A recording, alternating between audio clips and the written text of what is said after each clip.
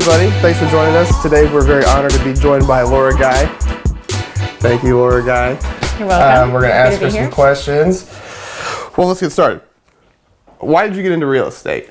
Or how did you get into real estate? I hated corporate America. I hated my corporate job.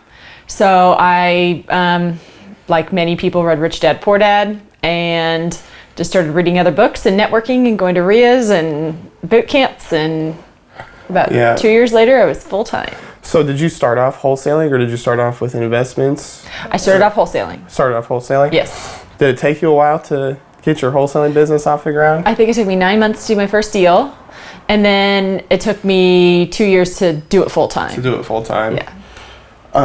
So while I was working another job. While you're working another job. That's pretty impressive. Thank you. I'd like to think so. Do you do more rentals right now or do you do more flips, do you think? Well, I have a number of, I guess they're the time you spend on them is so differently organized on rentals and flips. Like flips demand a lot of attention at certain times and then not at others, where rentals just are kind of like a constant. So I'd say it's pretty even. Well, I guess I should have asked, do you wholesale, like as far as like selling to other people?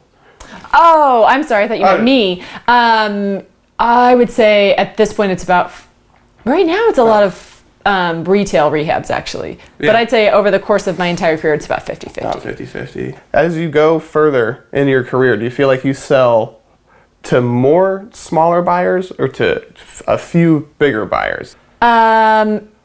At this point, I work with a lot of, I'd say more medium-sized buyers. More medium-sized buyers. That they do it full-time, they're full-time investors, and they come back to me repeatedly, but not... not like big institutions Yes. Yeah. More local.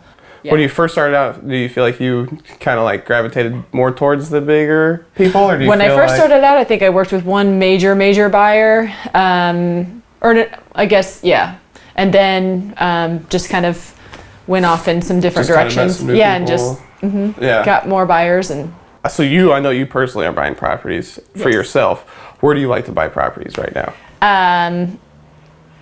Fountain Square, Bates Hendricks, some other neighborhoods that I'm not willing to share with the public just yet, but those are the ones that everybody knows about. So, but mostly downtown neighborhoods. Downtown neighborhoods. Do you feel like it's harder or kind of hard to get properties in Fountain Square and Bates Hendricks? I think Fountain Square is definitely increasingly impossible. Bates Hendricks, I think there's still a few gems out there. Yeah. But it's getting harder and harder. Those neighborhoods are out now. I mean, lots are selling for quite a bit themselves. So. Especially since you don't have to tear down anything, right? The lot just comes ready for a house. And my favorite thing is to wholesale. I don't have to do any analysis other than this is a lot. So in your time wholesaling, you've been doing it for 3 years or so, or like longer than that? 6 years. I don't know why I thought that. Because I'm so young. Obviously. Have you seen a lot of market change in that time, or has there been times where the market's changed and it's felt like it's been tough for you to cope? I've definitely seen the market change quite a bit. I mean, when I started wholesaling, I was wholesaling properties in Fountain Square for $25,000, and now it's if not more than double that. Yeah. So just keeping up with the market in certain neighborhoods where revitalization has really taken off, I've definitely noticed a lot of changes there. Just keeping up with the market in general, I think, is really important, and seeing what's going on at sheriff sales and auctions and who's buying what, and who's in town. Are there out-of-state investors here, or is it mostly locals? So I think keeping up with the market is very important. Do you feel like it's been heating up? It's been heating up, yes. This year? Absolutely. I think the market is hot. Yeah.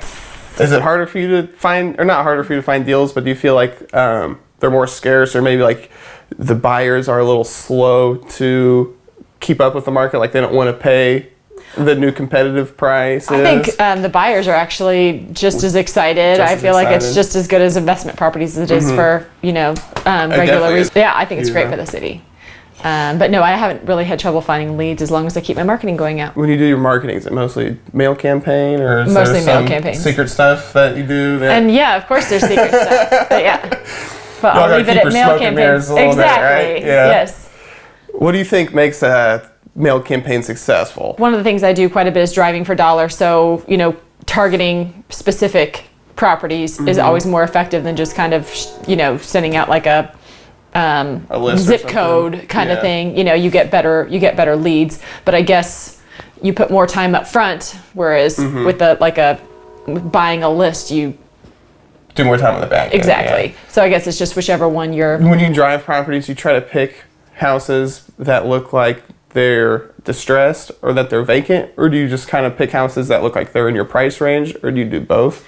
I look for a little bit of distressed, or if they're vacant, or if I see like a lockbox on the door or a mattress in the yard, or just something that somebody like does not love Christmas that house. lights or something Yes, in the middle of Christmas August. lights in July.